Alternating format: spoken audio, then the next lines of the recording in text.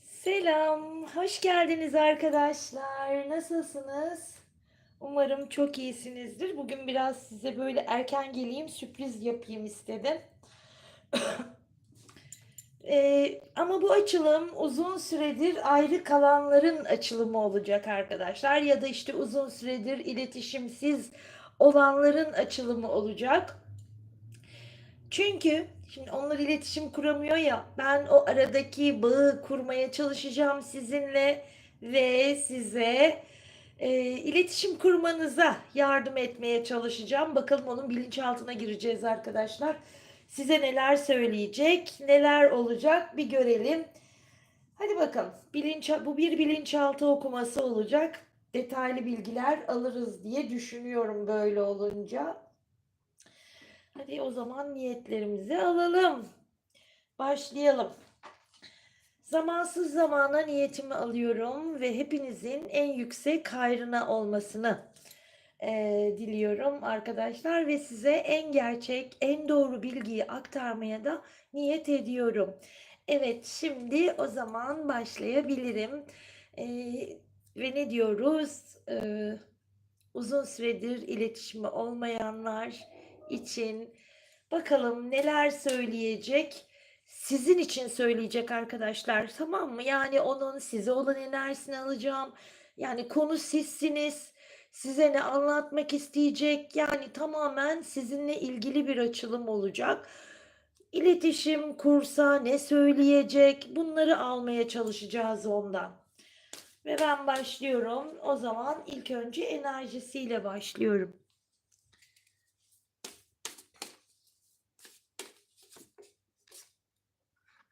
Şuraya koyalım.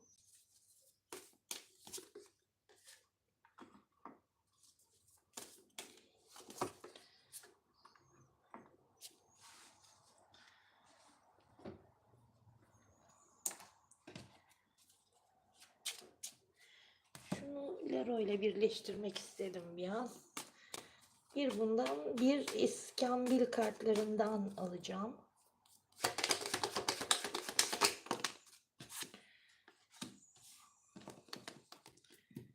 Alamadım.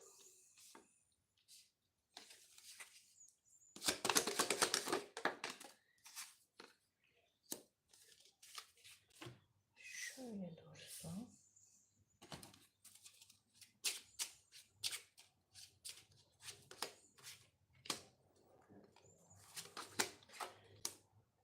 Şuraya bir tane daha alacağım.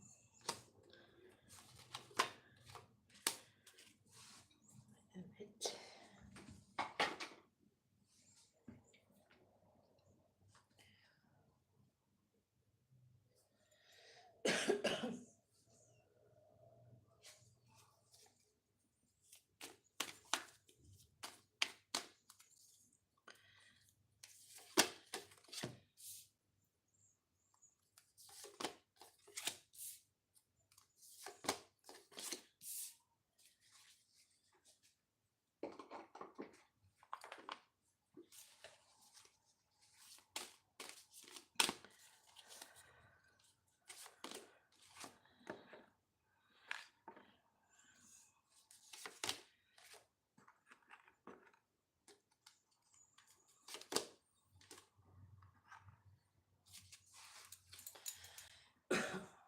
Biraz sıkıntılı. Bir tane daha alacağım şuraya ya.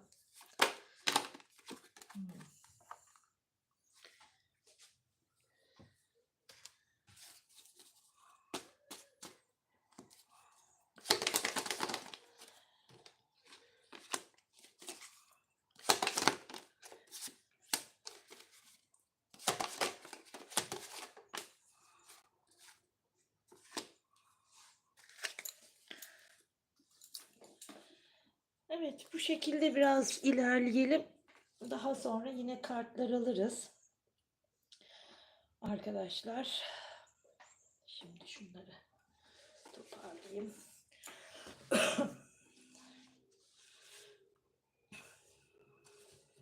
Şunları kaldırayım. Bir de bir su içip öyle başlayalım. O sırada siz de hazır olursunuz.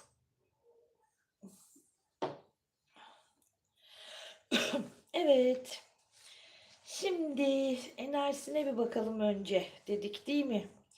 Şu meşhur enerjilerine bir bakalım şunların. Evet. Şimdi arkadaşlar enerjisine baktığımızda hani uzun süredir iletişimi olmayanlar için biraz olumsuz, yani kıskançlık haset kartıyla başladı. Anlatabiliyor muyum? Bakın bu ilk kart, hani aldık ya ilk enerjisine. Şu kart şu haset demektir. Bakın haset ve kıskançlığı anlatır. Zaten yanına şeyi de verdi. Mücadeleyi verdi ama haset ve kıskançlıktan bahsediyor. Yani ilişkinizin üzerine hani o bir felaketten bahsediyor aslında. Kıskançlık kan da bir felaket gelmiş olabilir başınıza. Bu kıskançlık arkadaşlar çevrenizdeki insanların sizi kıskanmış olabileceği gibi e, siz yani ilişki içindeki kıskançlık da olabilir. Ya da işte çok aşırı kıskançlıklar yapılıp bu kıskançlık durumu bahane edilmiş de olabilir. Yani bir felakete sonuçlandı diyor. Çünkü kolektif bir açılım arkadaşlar, o yüzden. Şimdi burada evet enerjisel olarak ilk başta empati eksikliğiyle başladı. Ondan sonra maalesef empati eksikliğiyle başladı. Yani ilişki içerisinde bu kişinin karşınız, aklınızdaki, kalbinizdeki ex partnerinizin ilişkide empati kurma yönünden problemi var arkadaşlar. Empati eksikliğini veriyor. O nedenle bir türlü sizi hani anlayamayan, anlamakta zorlanan, duygu ve düşüncelerinizi destekleyemeyen birisi olarak veriyor. Ve bu nedenle de zaten bu kişinin hani uzun vadede ilişkileri problemli ilişkiler olabilir diyor. Yani arkadaşlar hani o finali yaşayamaz bu kişi. Anlatabiliyor muyum? Ya da işte yaşadığını zanneder ya da işte bakın burada zaten bazı detaylar verdi. Ayrıntılar var. Hani evlenmiş olanlar ya da nişanlanmış olanlar ya da evli olanlar gibi ya da hayatına bir partner alanlar hani uzun soluklu niyet edip de, ama burada diyor ki yok yani böyle bir şey olamaz çünkü kişinin hani o fıtratından bahsediyor kısacası öyle diyeyim. Çünkü bu kişinin farklı bir iletişim tarzı varmış arkadaşlar. Sanki biraz da böyle manipüleye de yatkın birisi. Yani karşı tarafı manipüle ederek farklı bir iletişim tarzı olduğunu ama iletişim dilinin de olumsuz bir iletişim dili olduğundan bahsediyor. Yani negatif bir iletişim dilini benimsediğinden bahsediyor. Bu nasıl olur biliyor musunuz? O hani böyle söylüyorum ya, olumsuz iletişim dili ya da işte negatif bir iletişim dilini benimsemiş bu kişi dediğimde, yani aslında bunu bence çok iyi anlıyorsunuz. Yani kendi açısından bu kişi konuşur. Yani karşı tarafla ilgili bir empati kurmaz. Onun doğrusu doğrudur. Ya nasıl anlatabilirim bunu bilmiyorum ama siz biliyorsunuz, anlıyorsunuz benim ne demek istediğimi. Yani o geçmişle ilgili arkadaşlar, belki ilişki içerisinde siz geçmişle ilgili bir takım durumlara takılmış olabilirsiniz bu kişinin geçmişiyle ilgili. Tamam mı? Geçmişi gündeme taşımaktan da bahsediyor burada. Çünkü geçmişe ya da orada geçmişteki bazı durumlara takılı kalmaktan bahsediyor arkadaşlar. Yani bir sorun olarak veriyor. Geçmişte yaşanan bir sürü sorunu o ana taşımış da olabilirsiniz arkadaşlar. Ve sonra işte geçmişteki o olaylar, sorunlar neyse bunlar hep zaten böyle birike yani rahatsız edici bir durum almış. Şimdi burada bir de neyi veriyor biliyor musunuz? Onun tarafına baktığım zaman o yüzden çok çeşitli kart aldım. Şimdi kafamda ne diye düşünerek iyi ki de öyle almışım. Burada neyi veriyor? Partnerini küçümsemekten de bahsediyor. Yani karşınızda sanki böyle sizi küçümseyen ama bu son şeylerde olabilir, son zamanlarda ya da size bu duyguyu yaşatmış da olabilir. Yani partneri küçümsemekten bahsediyor çünkü ilişki içerisinde partnerini küçümsemek ya da işte önemsemiyormuş gibi davranmak ikinci planda tutmuş olabilir ve zamanla da zaten sizden uzak durmaya başlamış. Yani duygusal anlamda soğukluk yaşanmış arkadaşlar. Evet. Yani o dediğim hani sağlıklı ilişki yaşanmamış. Sağlıklı ilişki nasıl olur? Yani saygı ve sevgi çerçevesinde yaşanan ilişki sağlıklı ilişkidir, değil mi? Yani burada sizin duygularınızı dahi küçümseyen bir partnerden söz ediyoruz. Yani olumsuz yönde yaptığı yıkıcı eleştiriler olabilir. Yani ciddi şekilde sizi yıpratmış olabilir arkadaşlar. Ay ne fena, ne kötü bir şey bu. Yani şey yıkıcı hep veriyor, yıkıcı eleştiriler yapmak. Ondan sonra değişik yani. Ama siz bakın tam tersi sizde. Ama onda bu şekilde hep negatif taraftan. Yani duvarlar ördüğünden bahsediyor arkadaşlar. Geçmişte aranıza duvarlar ören bir partnerden söz ediyoruz. Yani duvarlar örmüş arkadaşlar. Yani sizinle aslında hani konuşmamak, çok iletişimde bulunmamak gibi durumlar yaşanmış. Duvarlar örmüş aranıza. Yani bu nedenle de işte o arada çok kötü bir şey bu ya.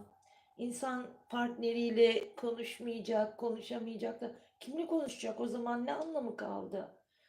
Yani ve bu tabii duvarları örüp konuşamamak arkadaşlar yaşanan sorunların birikmesine ve zamanla daha büyük sorunlara dönüşmesine sebep olmuş. Yani çünkü ilişki içerisindeki sorunlar görmezden gelinmiş arkadaşlar ve ertelenmiş. Tabii daha sonra da çözülmesi imkansız bir hal almış. Yıkıcı veriyor. Şey var, özellikle boğaz çakrası ile ilgili zaten problem var. İletişimle ilgili büyük problem. Zaten bakar mısınız rakamları da hep karmalar, karmalar yani 3 tane 8 mi gelir bir araya? Bu tarafa hiç bakmadım daha. Burada da vardır. Bakayım. Yani gördünüz mü? Yani karma sizin üzerinizden bu kişi hani ahınızı almış demek ki. Yani karmalar elde etmiş. Canınızı yakmış arkadaşlar.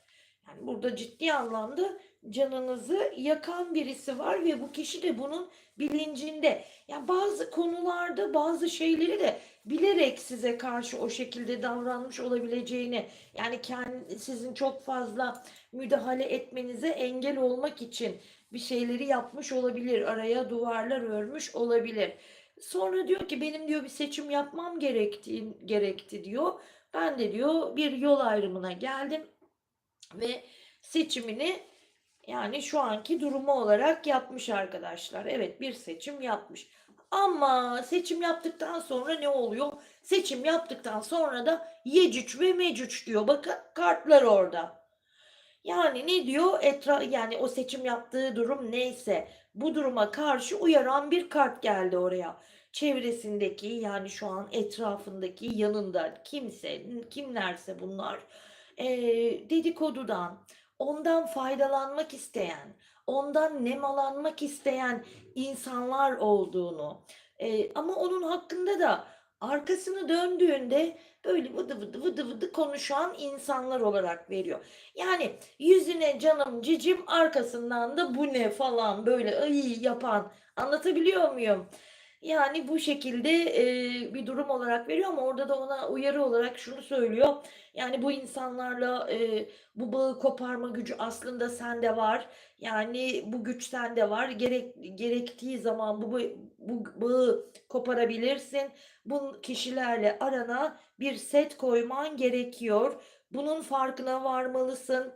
Yani çevrendeki insanları uzaklaştırmalısın diyor. Peki o neler yapıyor? Devam edelim. Şimdi enerjisel olarak bir onu da görmek istedik tabii ki. Şimdi ne oluyor orada, değil mi? Peki ne oluyor diye soruyoruz. Neler oluyor? O ne yapıyor? Neler yapacak? Size neler söyleyecek? Bu taraf zaten size söyleyecekleri. Ben buradan göstere göstere konuşuyorum. Unuttum kameranın arkasında oldum. Şimdi arkadaşlar, evet, bir değişim söz konusu olacak diyor. Değişimle başladı zaten alta kartlar. Bir değişim söz konusu olacak kişinin hayatında. E, Ve bunun yanı sıra da yani bu değişim dönüşmekten de bahseder. Değişmek, dönüşmek, ama aynı zamanda tabii bir ilerleme, ama eylem ile ilerleme arkadaşlar. Yani durumu bir derece öteye götürme. Fakat şimdi bu kişi diyor ki, evet bunları yapacağım ama bunları yaparken yine yalanlar var arkadaşlar. Yani bu niye yalandan kopamıyor? Yine yalanlarla ilerleyecek. Ama burada eğer bir ilişki yaşıyorsa, hani öbür tarafta, bakın bu taraf size ait, tamam mı? Öyle düşünün. O taraf şimdi anlatıyor, bakalım değişip dönüşecek mi dedik. Evet, değişim verdi ama yalanlarla ilerleyeceğini verdi. Bu ilerleme süresi içerisinde tabii ihanetler, işte kısır bir döngü içerisine girmek var. Hatalar, yanlışlar, olumsuzluklar var. Etrafında art niyetli insanlar var. Ama ne olursa olsun bu kişiyi nereye getiriyor? Bir başlama enerjisine getiriyor. Bakın buraya da neyi vermiş? Başlamayı verdi, başlatmayı verdi. Şimdi arkadaşlar, evet, bir şeyleri de öğreniyor aynı zamanda. Bir şeyler şekilleniyor. Etrafındaki insanların aslında gerçek yüzünü görmeye başladığını, bir şeyleri idrak ediyor. Artık kim nedir? Hani iyi mi kötü mü bu insanlar? Bir şeyleri daha da bir görmeye başlıyor ki önceden sanki eli gözü bağlı gibi arkadaşlar. Burada şimdi bir değişim yaşanırken burada öfkeyi de atıyor bize. Öfkeli olacak. Aynı zamanda iş yerinde bir problem olabilir arkadaşlar. Ama kıskançlıkla ilgili, işle ilgili ya da iş yerindekilerle ilgili ya da iş yerinde onu kıskanan ya da onun kıskandığı insanlar olabilir. Ya da arkadaşlar, hayatında bir partner varsa iş yerindeki insanları kıskanabilir gibi gibi, ama bir kıskançlık konusu var. Bu kıskançlık konusu da iş yeriyle ilgili, yani o ikisinin arasında bir bağ var. Tamam mı? Yani iş yeriyle o kıskançlık konusu arasında bir bağlantı var. Evet, yani burada bir kıskançlıktan bahsediyor ve bu problemlerin oldukça rahatsız edici problemler olduğunu söylüyor. Şimdi burada yalanlar verdi, bu dönüşüm esnasında yalanlar verdi. Şimdi arkadaşlar, yalanlar kime karşı? Bu kişi evlenmiş olabilir ya da nişanlanmış olabilir ya da hayatına bir partner almış olabilir. Bu ikisi arasında yalanlar, ihanet, işte o kısır döngüden bahsediyor. Burada sıkıntılı bir durum var yani.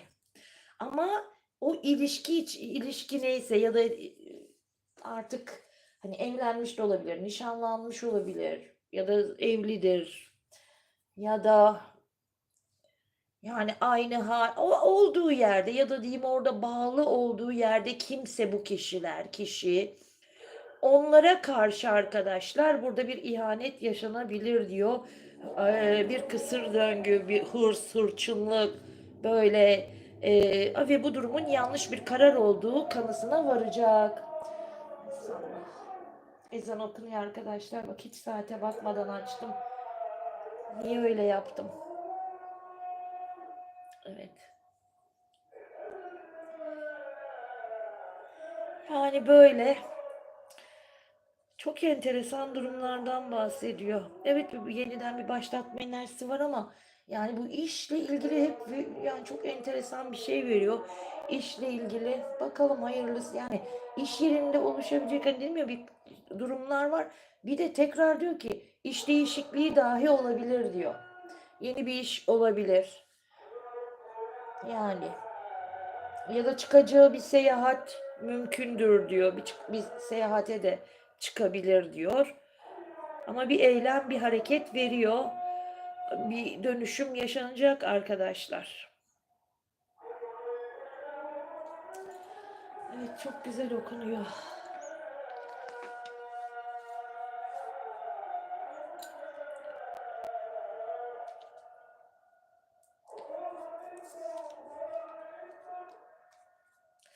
İnsanın içi ferahlıyor değil mi ezanı dinleyince?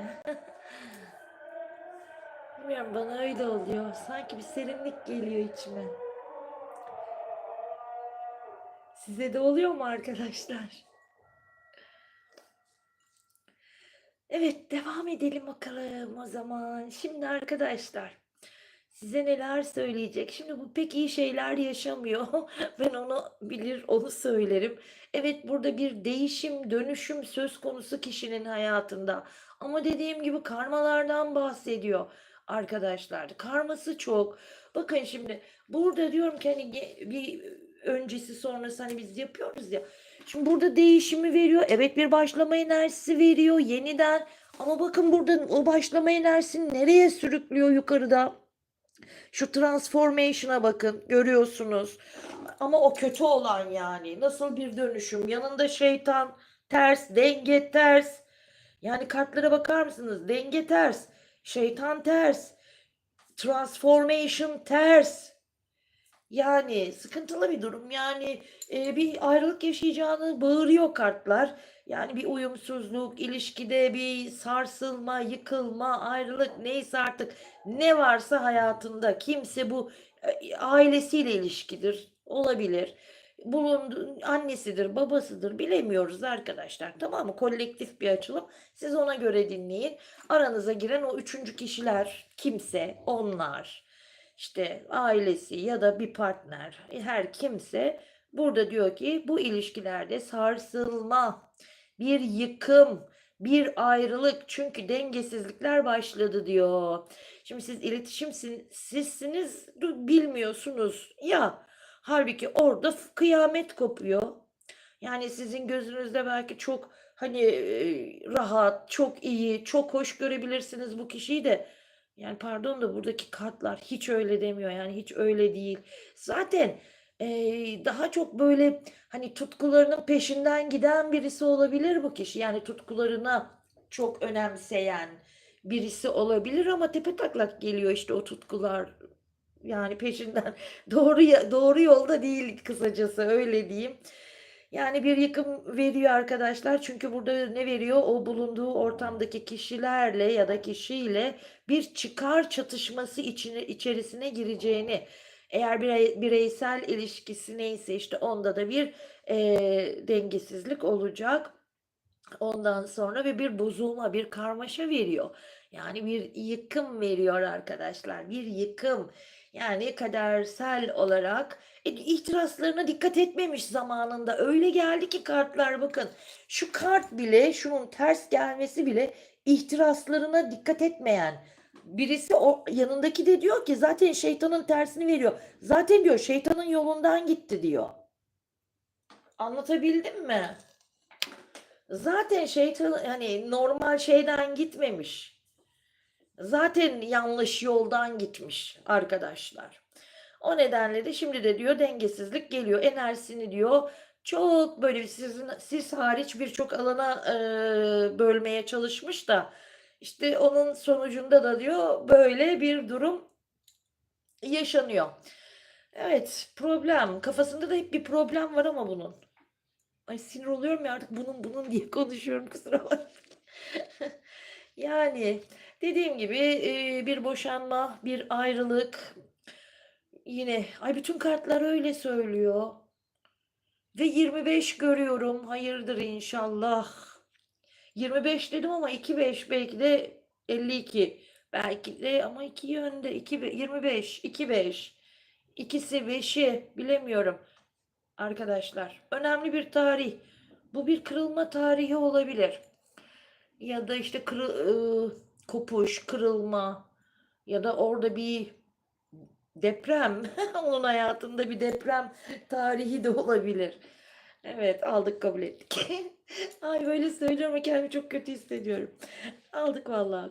Onun adına kabul ettik. Onun hayatına yapıştırın gitsin. Evet. Yani çünkü kendini bir de nasıl hissediyor biliyor musunuz? Umutsuz, bunalıma girmiş, çökmüş bu be. Evet ama şey dışarıya böyle 32 dişini de gösteren birisi. Ama para ve güç saplantısı var. Zaten para için maalesef Yani gücünü kötüye dahi kullanabilir. Yani para onun için her şeydir. Evet. Ama istediği o doyuma da ulaşamıyor sanki. Yani bir şey oluyor. Yani bir kayıp da olabilir. Bu parayla ilgili bir kayıp da olabilir. Hani çok önemsiyor ya. Çok önemsediği şey de elinden alınıyor demek ki. Bugüne kadar çok uyarılmış olabilir bu kişi. Sizin tarafınızdan dahi olabilir bu, ya da işte yakın bir arkadaşı. Birileri bunu uyarmış olabilir, yani gittiğin yol yol değil. Hani biraz kendine çeki düzen ver diyenler olmuş olabilir. Burada diyor ki sana, diyor, çok diyor şey yaptık diyor, yani uyarılar aldın, ikazlar aldın ama hiçbirisini dinlemediğini söylüyor. Ve tabii gönül rızasıyla yapmak varken yapmamış. Şimdi de yaşadıklarını diyor paşa paşa yaşarsın.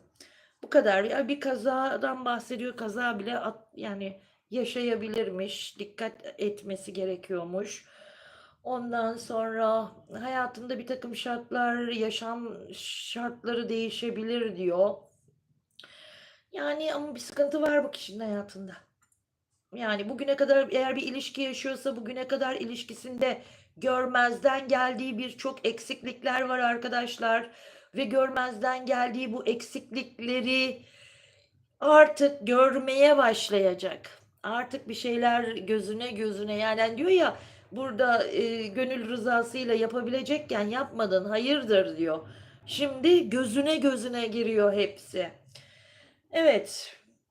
Yani burada bir ortalığın silip süpürüleceği durumlar yaşanacak. Ay, ben sizin yerinizde olsam şu dönem buna yakın bile olmak istemem. Baksanıza, yani ortalık diyor ki, yani ortalığın, hani onun hayatında ortalığın böyle silip süpürüleceği bir zaman dilimi. Ne kadar kötü. Ve bunun sonucunda da değişim diyor hep, yani zaten bugüne kadar hep direnmiş ki bu değişime. Hep direnmiş. Kaç tane Aziz geldi bakın. Burada Aziz, orada Aziz. 2 tane Aziz var. Yani bu neyi gösteriyor biliyor musun, onun çift gelmesi oraya? Bu bu kişinin deli gibi direndiğini gösteriyor. Bir girdabın içinde ama çıkmak için çaba sarf etmediğini gösteriyor. Ya da işte bir sıkıntısı olur. Eee çıkmak için çaba sarf etmez. Anlatabildim mi? Yani bir türlü yani bir enkazın içinde olur, çıkmaya çalışmaz. Biraz sıkıntılı. Ama çok şeydi, yani derdinde yani. Kendi derdinde. Tutkularının derdinde, açıkça söylemek gerekirse. Ama belayı da oradan bulacak demek ki. Yıkım veriyor ya. O şeye de hani direniyor ya bu sürekli. Arkadaşlar burada özellikle ne var? Nisan ve Mayıs ayları. Nisan, Mayıs. Bir şeyler oluyor ama olmuş, ya da işte Nisan ve Mayıs aylarıyla ilgili yine dikkat çektiği durumlar var. Çektiği durumlar var. Ondan sonra bir yıkım geliyor buna. Ama daha kuvvetlisi geliyor. Yani daha şiddetli bir yıkımdan bahsediyor ama evlilikle ilgili de olabilir. Eğer evliyse zaten fark ettiyseniz biraz önce bu 2 kart birden düştü elimden. Erime ve yıkılan kuleyi aynı anda çektim. Ya. O nedenle yani sıkıntılı durumlar, ama bunun da kadersel bir döngü olduğunu söylüyor kartlar.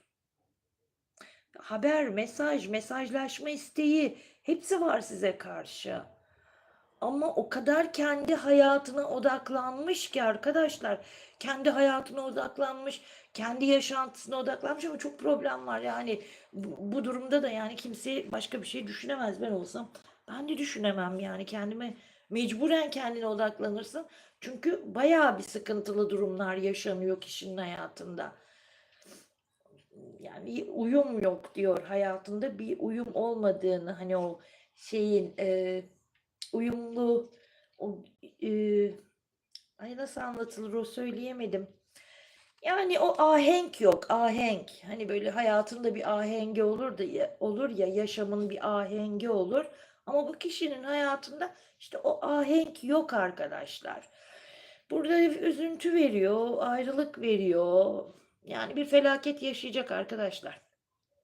Hesapların boşa çıktı diyor. Dediği günler geldiğini söylüyor. Yani bir takım şeyleri hesaplamış ama bu durumlar ortadan kalkacak arkadaşlar.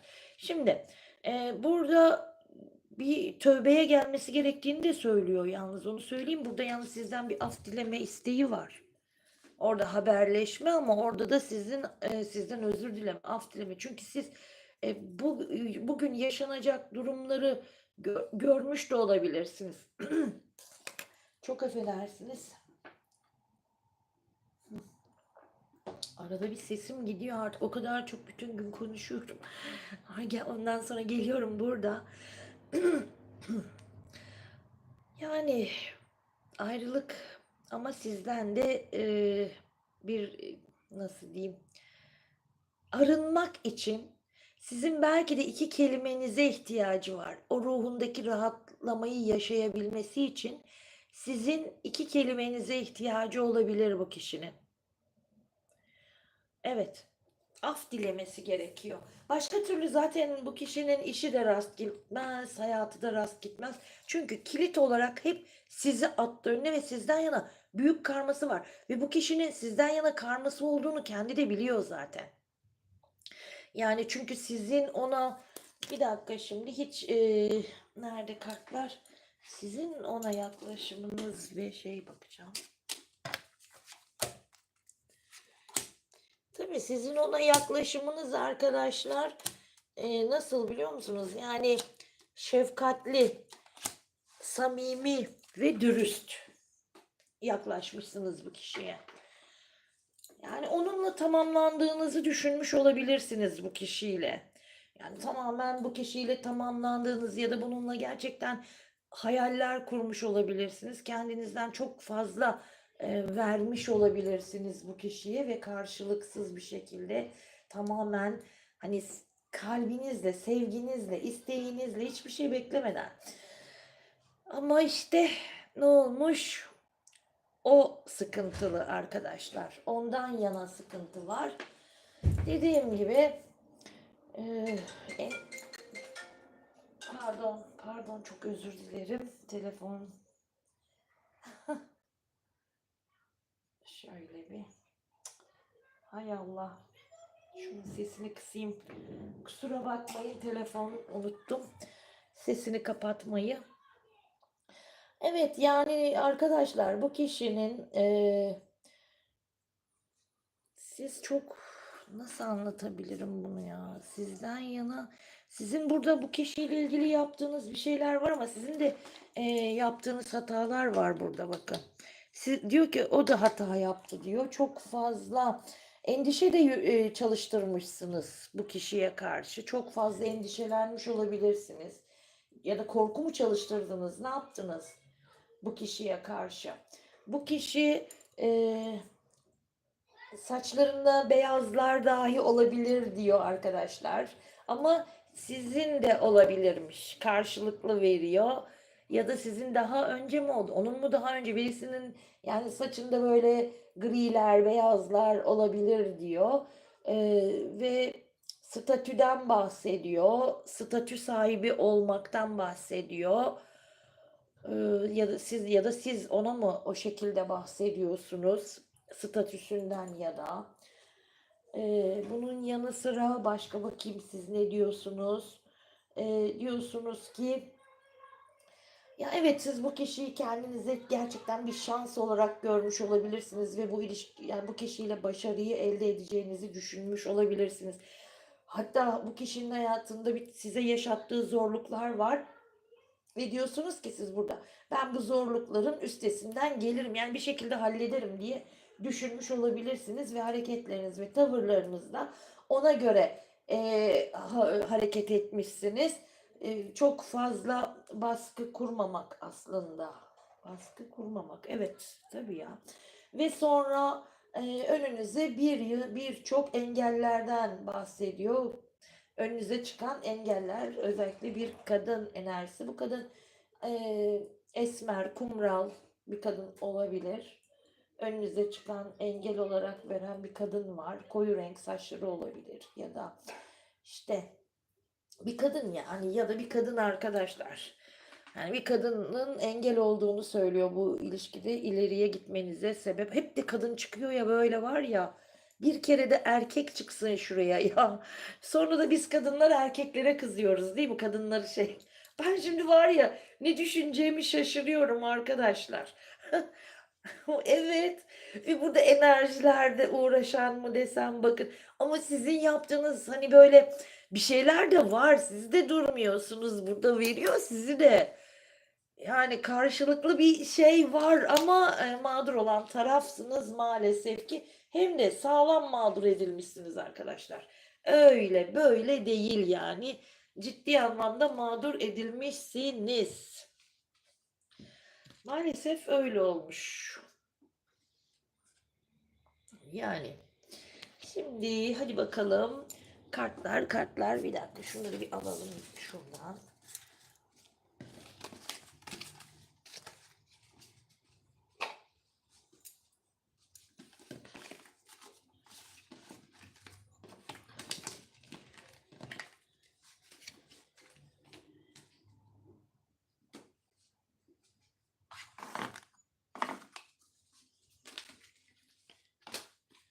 Ondan size gelsin mi? Gelsin. Şöyle yapalım arkadaşlar. Buradan alalım size. Merak dedi. Ay. Ne demiş? Ben yokken neler yaptığın konusunda meraktayım. Size söylüyor. Ben yokken neler yaptığın konusunda meraktayım. Bunu her ne kadar hissettirmesem de sürekli aklımdasın ve seni deliler gibi merak ediyorum dedi.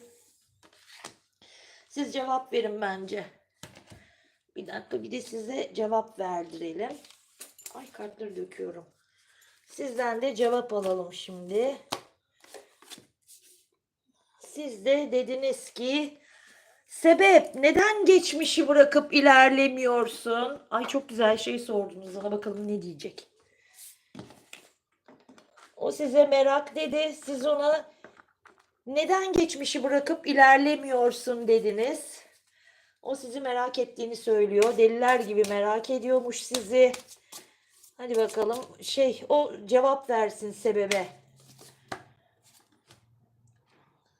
En büyük korkum aşkını kaybettiğim düşüncesi bende tarif edilemez acılara neden oluyor. En büyük korkularımdan birisi buydu. Seni kaybetmek.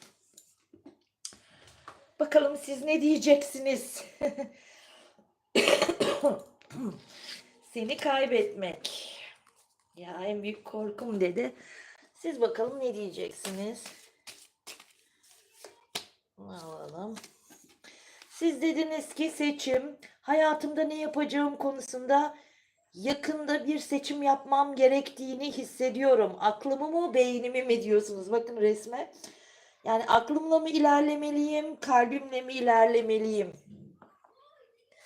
Yani mantığımla kalbim arasında kalıyorum diyen sizler. Bir tane daha alalım. Hadi bakalım.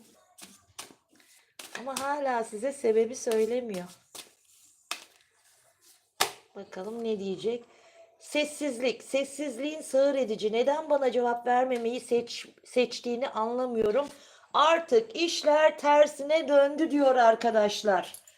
Artık işler tersine döndü. Bakalım siz ne diyeceksiniz? Hadi bakalım artık işler tersine döndü. Ama hala sizin o sebep diye başladığınız büyük harflerle sebep diye başladığınız sorunun cevabını alamadık değil mi? Çünkü siz ne dediniz? Neden geçmişi bırakıp ilerlemiyorsun? O hala sizi meraktan, sizin sessizliğinizden, sizi kaybetmekten korktuğunu söylüyor. Siz de cevap ne verdiniz? Keşke uyansan ve bu bağlantıyı görsen. Aramızda oluşan bağlar ve enerjiler tesadüften ibaret değil. Ruhsal bağlantıdan bahsediyorsunuz arkadaşlar ki burada sizler o ruhsal bağlantının önüne farkındalığını yaşıyorsunuz ama henüz o bu farkındalığı demek ki yaşamıyor. Hadi bir tane daha sorsun ya. O söylesin. Şarkılarda saklı. Bana seni ve paylaştığımız sevgiyi hatırlatan şarkılara musallat oldum. Belki sana şarkılar aracılığı ile işaretler gönderiyor olabilirim. Bunun için evren işaretlerime yardımcı oluyor olabilir. Size işaretler gönderiyormuş. Bakalım ondan da sizden de cevap alalım. Ay siz ne dediniz? Sosyal medya. Sosyal medyada çok mutlu görünüyorsun. Bu gerçek mi yoksa sadece bir paravan mı? Bak bak bak neler soruyorlar. Evet, hadi bakalım. O cevap versin.